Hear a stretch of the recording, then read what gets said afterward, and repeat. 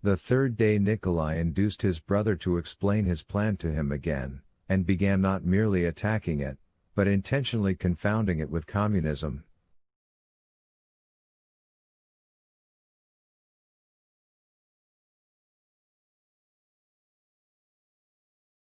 You've simply borrowed an idea that's not your own, but you've distorted it, and are trying to apply it where it's not applicable.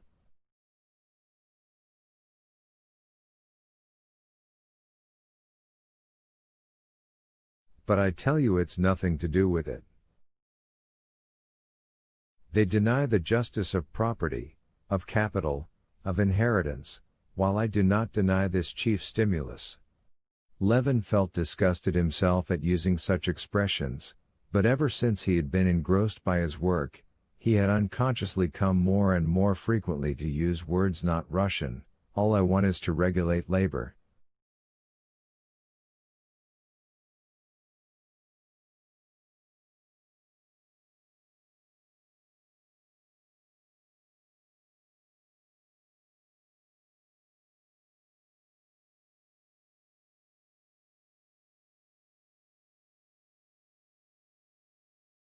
Which means, you've borrowed an idea, stripped it of all that gave it its force, and want to make believe that it's something new, said Nikolai, angrily tugging at his necktie.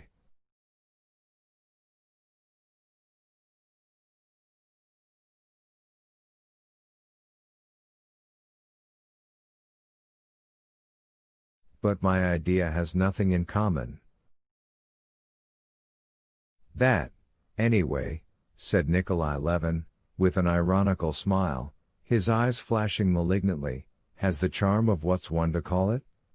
Geometrical symmetry, of clearness, of definiteness.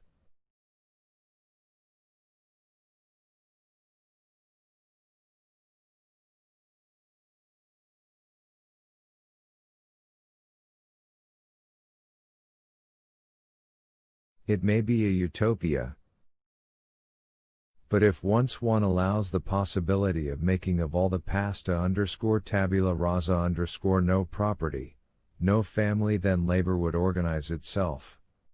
But you gain nothing?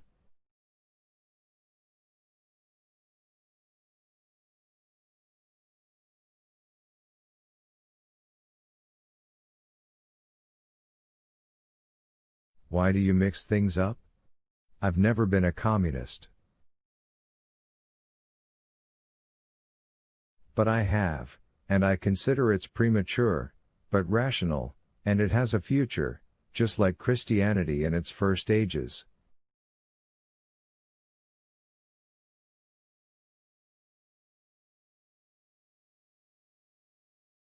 All that I maintain is that the labor force ought to be investigated from the point of view of natural science, that is to say, it ought to be studied, its qualities ascertained.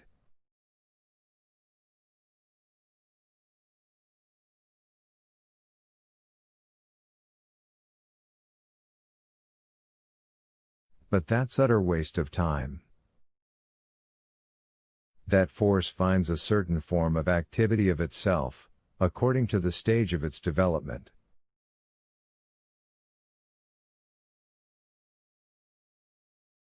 There have been slaves first everywhere, then meat tires, and we have the half-crop system, rent, and day laborers.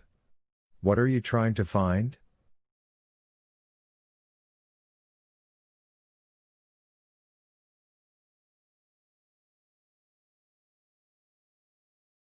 Levin suddenly lost his temper at these words, because at the bottom of his heart he was afraid that it was true that he was trying to hold the balance even between communism and the familiar forms, and that this was hardly possible.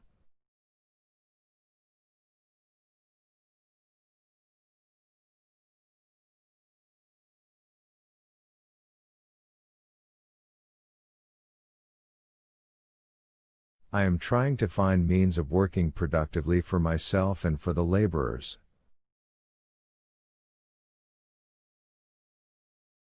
I want to organize, he answered hotly.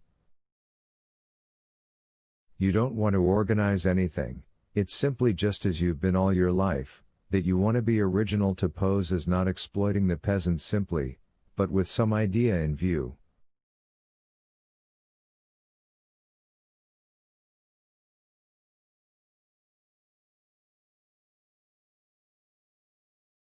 Oh, all right, that's what you think and let me alone, answered Levin, feeling the muscles of his left cheek twitching uncontrollably.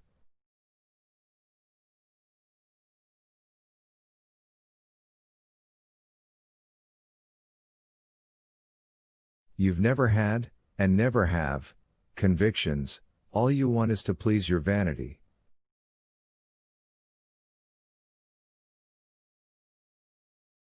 Oh, very well, then let me alone.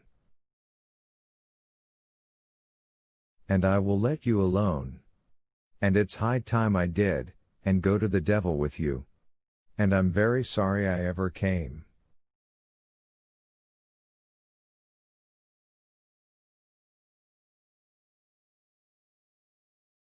In spite of all Levin's efforts to soothe his brother afterwards, Nikolai would listen to nothing he said, declaring that it was better to part, and Konstantin saw that it simply was that life was unbearable to him.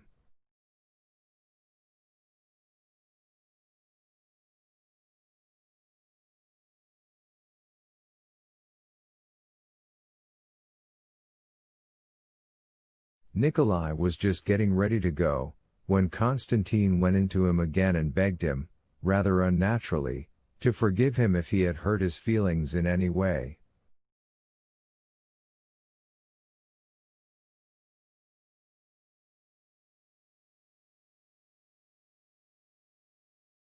Ah, generosity, said Nikolai, and he smiled. If you want to be right, I can give you that satisfaction.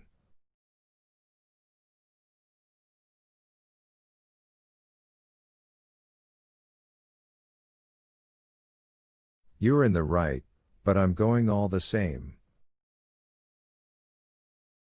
It was only just at parting that Nikolai kissed him, and said, looking with sudden strangeness and seriousness at his brother.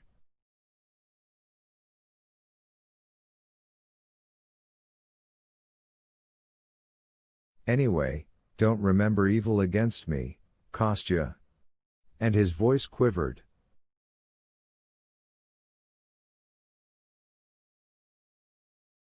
These were the only words that had been spoken sincerely between them.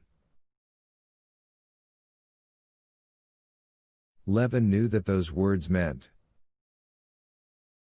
you see, and you know, that I'm in a bad way, and maybe we shall not see each other again.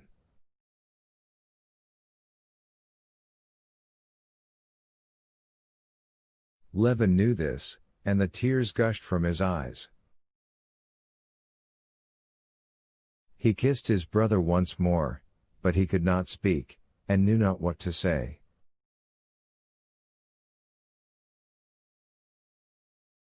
Three days after his brother's departure, Levin too set off for his foreign tour.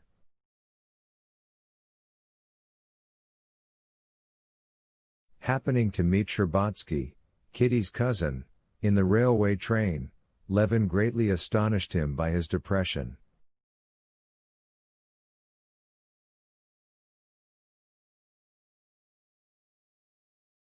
What's the matter with you? Sherbatsky asked him. Oh, nothing, there's not much happiness in life. Not much? You come with me to Paris instead of to Mulhausen. You shall see how to be happy. No, I've done with it all. It's time I was dead. Well, that's a good one, said Sherbatsky, laughing. Why, I'm only just getting ready to begin.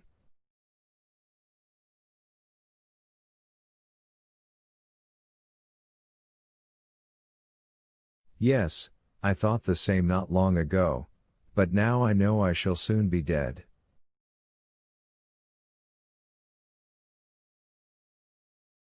Levin said what he had genuinely been thinking of late. He saw nothing but death or the advance towards death in everything.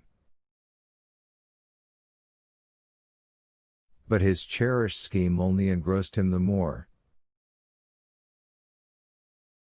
Life had to be got through somehow till death did come. Darkness had fallen upon everything for him, but just because of this darkness he felt that the one guiding clue in the darkness was his work, and he clutched it and clung to it with all his strength.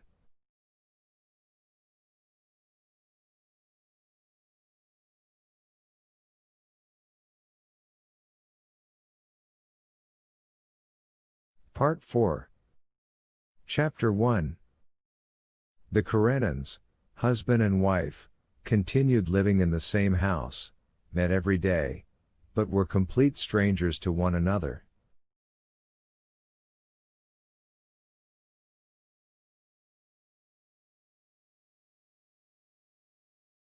Alexey Alexandrovich made it a rule to see his wife every day, so that the servants might have no grounds for suppositions, but avoided dining at home.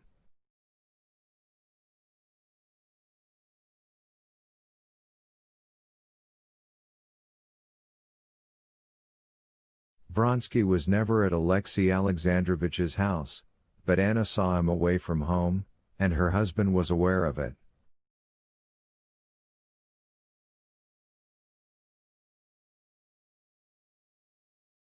The position was one of misery for all three, and not one of them would have been equal to enduring this position for a single day, if it had not been for the expectation that it would change, that it was merely a temporary painful ordeal which would pass over.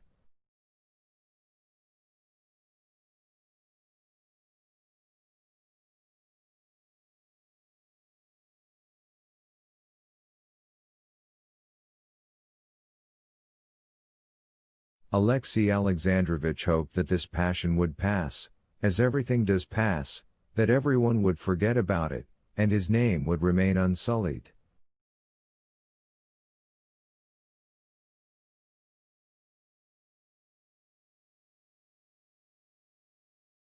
Anna, on whom the position depended, and for whom it was more miserable than for anyone, endured it because she not merely hoped, but firmly believed, that it would all very soon be settled and come right.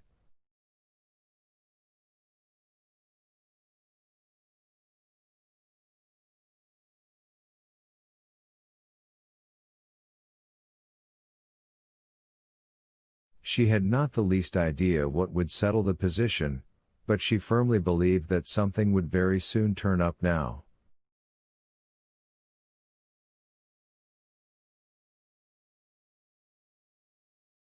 Vronsky, against his own will or wishes, followed her lead, hoped too that something, apart from his own action, would be sure to solve all difficulties.